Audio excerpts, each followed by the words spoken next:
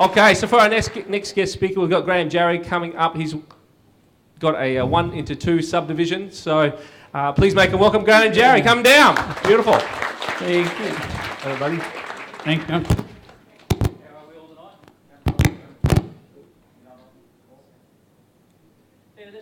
Is that working? Yep, it is now. It's just a deal that I've done down in Wynnum. I heard Young talking about being an area expert. I spent months in Wynnum in the beginning before I did a development down there, getting to know that suburb, and it keeps paying me back over and over, 3 years down the track. So this is just another, pretty straightforward too.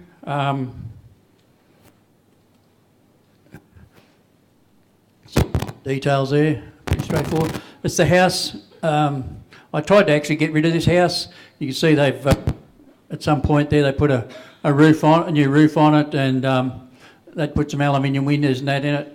But once again, I couldn't get rid of it. I tried to give it away. It had asbestos in the walls inside.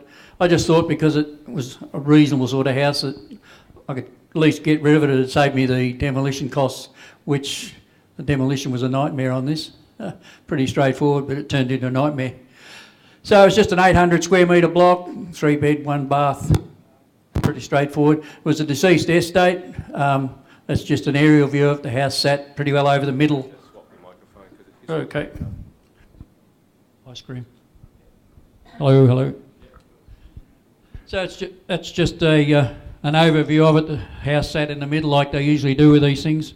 It was only on one lot though, it wasn't on 2 blocks like some of them are, which I like because they're so much quicker.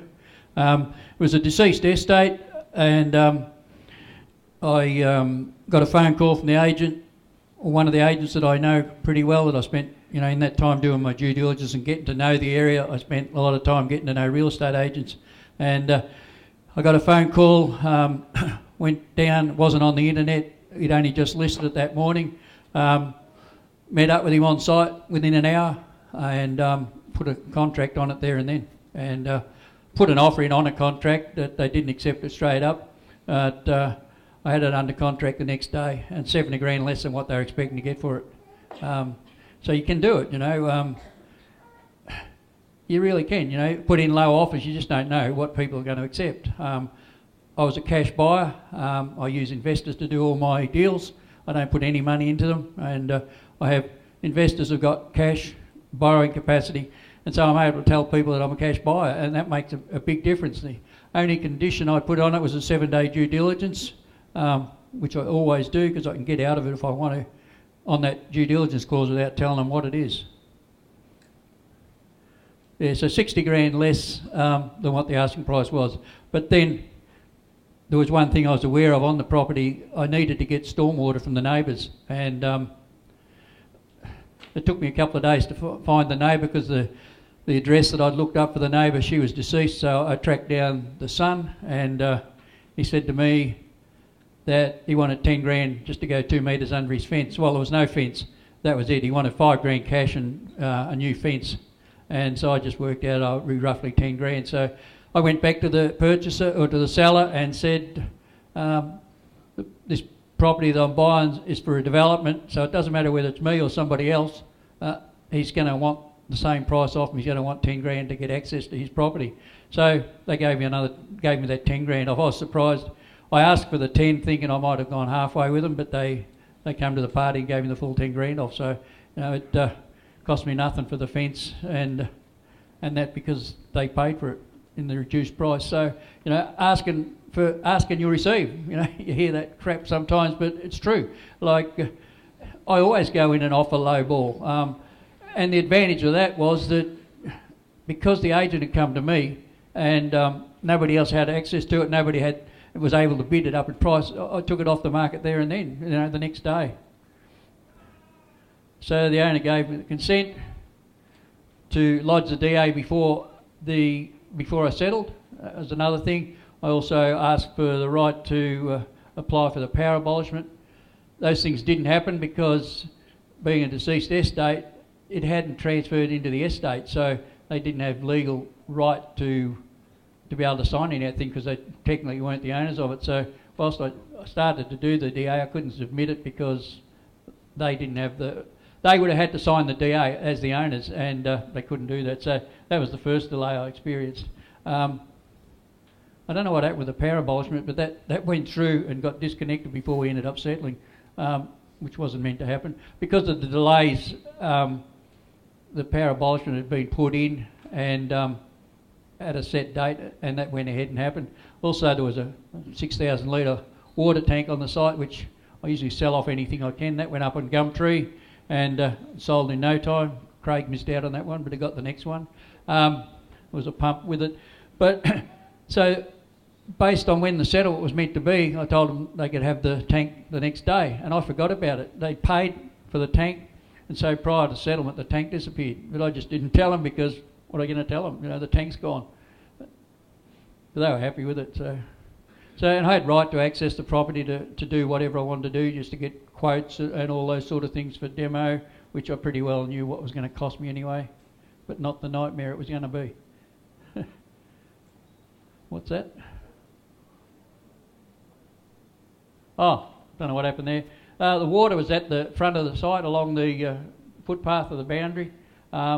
Sewer was across the back of the block, so there was no issues there. Pretty straightforward. As I said, stormwater I had to get from the left-hand neighbour. Oh, it was on the same side of the street, so it usually going to cost you another $3,000 if you've got to go across the other side of the street. So just a view of when it was split, where the stormwater was down in the neighbours there, and the water main was along there, and the sewer was pretty well across there. There's a massive big tree in there, pretty close to the sewer. I shudder to think how close it was actually, for the demo guy anyway. So stormwater's from the neighbour. I don't know what happened to my slides, but anyway, you don't have to be smart with them to make money developing. That was the other thing. The neighbour hated he grew up there and he hated the people who were there. So he didn't give me a very good time about it. Like, I just heard about the neighbour. And there was one spot where he had a seepage there. That was part of the agreement that I got to agree with him, was that I'd dig up, when they were putting the stormwater in, I'd get this other seep hole dug up and see why, because he kept putting concrete down it and bricks down it and it just kept sinking. And but what it was the old stormwater off the roof. The roof water had pipe headed in that direction, and I think in the old days they used to put the stormwater pipes into the top of the main, and I think it had broke off, so it was just running under the pipe every time water went down it, so it just kept sinking. So we filled that up with concrete and kept him happy.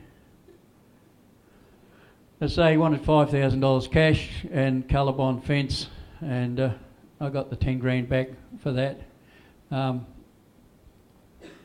He still annoys me today. The fence is just about to go up. Titles came through today. We settle in a couple of weeks, but I wasn't putting the fence up until I really had to. And I got a dirty email the other day saying, if you don't put the fence up within 2 weeks, I'm going to get a plumber in, dig the pipe up, and you won't have stormwater. So it's just like, things happen. You just got to roll with it and learn to deal with things that come up. So I think that's 3 weeks after demolition started. I got this guy that had done a demo up further. I was sick of Steve because he used to be a nightmare too. So I looked around for a new demo guy. This guy seemed to have done a good job, but I didn't know what had happened in between when he started and when he finished the other one. So this was 3 weeks after he started, and it was a nightmare. Always promises to finish it, and there was just stuff everywhere. No temporary fencing up, nothing. It was 4 weeks later. That massive big tree, you can see the hole there. I don't know how he didn't tear the sewer up. Thank God he didn't.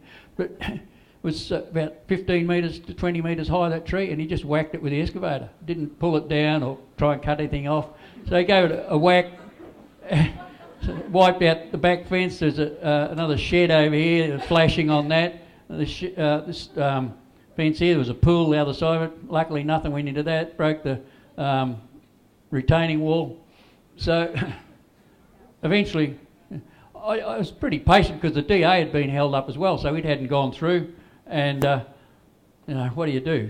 In the end, I told him to get off site in no uncertain terms and words that weren't in the dictionary. But he was a nutter. Anyway, then he threatened to have me killed, and one of his sons was in jail for killing someone. So anyway, he said, you know, you pay me and I'll take the excavator. I said, I'm not paying you.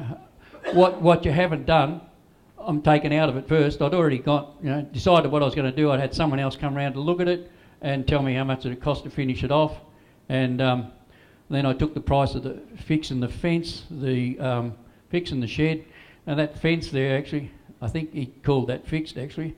So the back neighbour said, you happy to go halves and we'll put another Colorbond fence up down the back? So I was. But I didn't pay for it. It came out of what I owed him. Yeah. So I ended up getting a new fence at the back that really didn't cost us anything apart from headaches. And that was a massive tree. I couldn't believe it. Like the neighbours said they heard a great crunch and they looked there and there was dust and stuff went everywhere. But even he wanted to come back and fix the retaining wall. Weeks and weeks went by and I just got someone in to do it, and then I get a phone call. Oh, I'm down here with the timber. I see you finished it. Yep. I just had to take control of it again, like he was doing me head in. So I had a bit of stress relief. Cost us $90. A few of us went and took a car for a test drive for a while. It was a bit of fun. You got to have some fun along the way. Like you got to celebrate your successes and all those things. And I wouldn't have done that in the past, but old fella like me sitting there going for a bird, it was all right. So delays. I had settlement extensions right from the start. The DA didn't go through straight away. I got the design for the sewer, for the stormwater drawn up, and they drew it up in the wrong block. It was in the back block instead of the side one.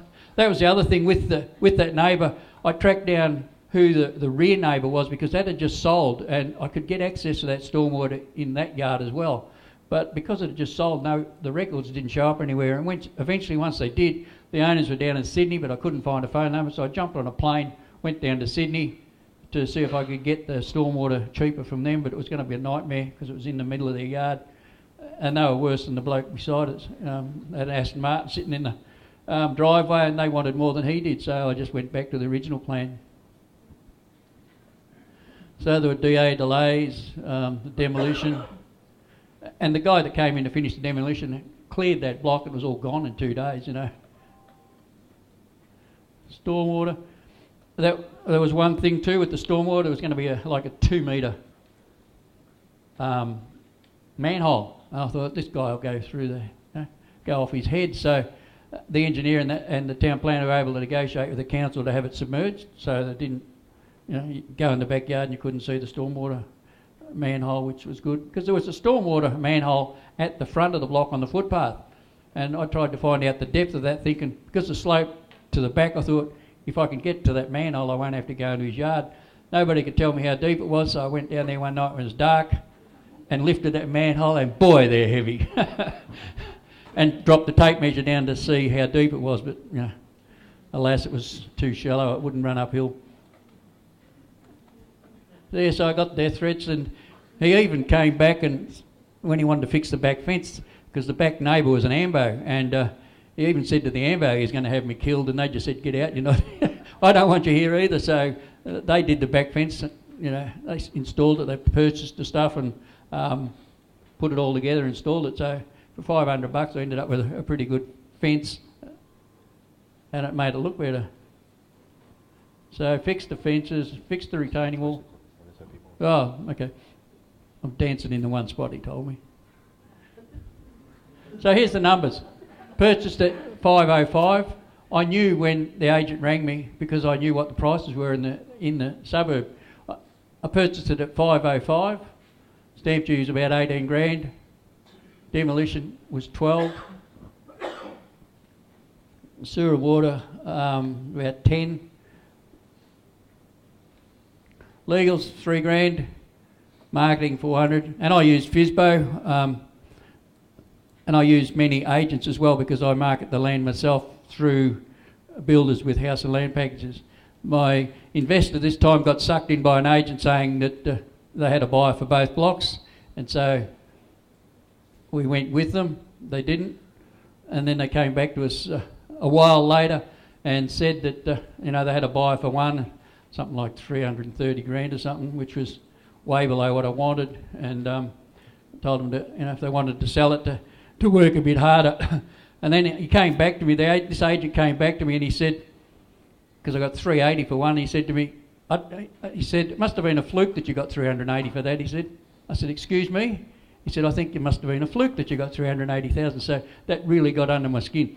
And he wasn't even in the area, and I knew what blocks were selling for and what it was worth. So anyway, long story short is I was prepared to let it go because inquiries have been a bit slow, so they got it up to 360.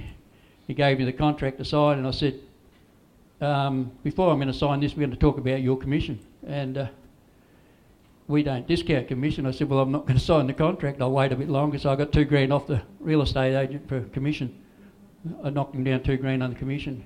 He gave me such a hard time telling me I'd fluked it when I knew what it was like. That was the worst thing he could have done to me. It was like a red rag or bull.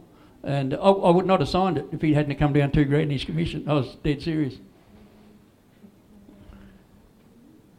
So it was the agent's fees were $10,000. All other costs about 22. Total cost $620,000. So total sales was 740 less GST 22,000, and the margin scheme, which gives us a profit of 100,000. We did in the original fees, we were looking at 130,000 profit. So it was still ended up being quite a good deal. Titles finally came through today. We settled in a couple of weeks. The titles, would you believe, the titles office knocked back the original survey because director was spelt wrong. There was an R left off the end of director, so it took a week to send it back to get me to write an R on it because it didn't tell them that the people that signed the back of the survey were directors of the company because it was misspelled. So it's been delay after delay, but you know what? Instead of taking 6 months, it's taken 8 months and still a pretty good outcome as far as I'm concerned. As I said, I've done it with no money down, all funded by an investor, and we do a 50-50 split. So tips for subdivision, you become an area expert because you can act quick.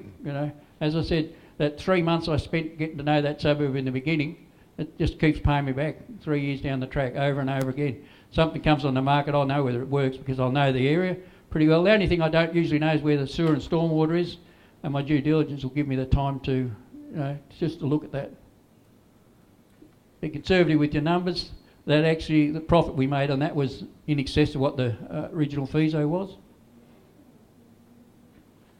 And have a good team around you. It's always, you just got to have a good team around you. And now I found a good demo guy, and other people are using him, and not many people are using this guy. And become a problem solver because things always come up. No matter what you do, things don't go according to plan. So you just got to find a solution to the things that come up. So that's me. I suppose the other main thing I would say is when I first came along to these meetings, I didn't know anything about development. I'd done buy and hold, and I knew you could make good money out of development. I didn't know how, and you could lose the money, shirt off your back if you didn't. And like I got involved with Young's mentoring, and since then I've been able to go on and do these things quite easily because I had someone to show me how to do it. And without that, I wouldn't be doing it. So I'm really grateful that I met this guy.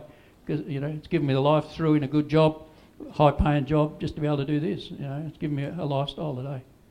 So anyone got any questions? Yep.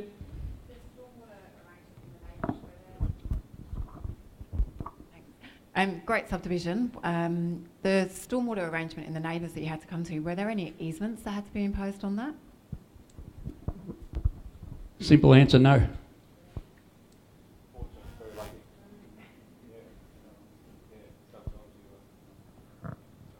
You're very, very lucky. Sometimes you don't get away with that. Yeah. Yes. Hi. I think I may have misunderstood, but did you say you started demolition before the DA was approved? And is that normal and is that okay? It wouldn't have finished even if I had have. No, I didn't. I did the development approval. Had the right in the contract to submit the DA approval, but because the titles hadn't transferred to the estate, I couldn't submit it. And I had the right to demolish the power, to put the application in to demolish the power. But they went ahead and demolished it before it settled, so it was one thing I was ahead of. Yeah, and sometimes, when you're signing contracts, sorry, buddy, it's thinking about what things you might need before settlement, during settlement, after settlement, and getting those things, put in the contract. And the more contracts you do, the more better negotiator you are. Like mine, it was getting access before settlement to market the property to prospective occupants, show the property through prospective occupants. In Graham's instance, it was getting the right to lodge a development application, the right to lodge for a demolition power abolishment. So just asking those things, and most of the time, if you ask nice enough and they don't have a genuine reason to object, obviously if they're living in there, they're not going to let you to cut the power or knock down the house, right? So if you've got genuine reasons and they know that, you're there to do business, you're there to get an outcome. Yeah. So some people say yes, some people say no. If you don't ask, you're not going to know. So Actually, on that one, just thinking back, I didn't get that in the contract. That was a different one. Because I'd lost out on a couple of deals because of those conditions, I just went straight 7-day due diligence. Once they accepted it, then I went back to the seller and negotiated those conditions after. Yeah, and sometimes that's it, getting the deal off the market, getting your foot in the door, and then starting to get to know the owner, explain to them, these are my challenges, these are my problems, can you help me out? And if it shows them that you have goodwill and intention to fulfil on your initial purchasing agreement, then they'll say yes or no. But if you don't ask, you're not going to get. But and that's part of it, is getting the deal off the market before someone else offers them 20 grand more and goes to cash unconditional. So that's why you're going to be quick, and being an area expert helps. So one more question. Yes. So just hold a sec. I know you're keen. Hi, I'm Jad. With the investors, any particular legal structure that has to be taking place, or how does that work?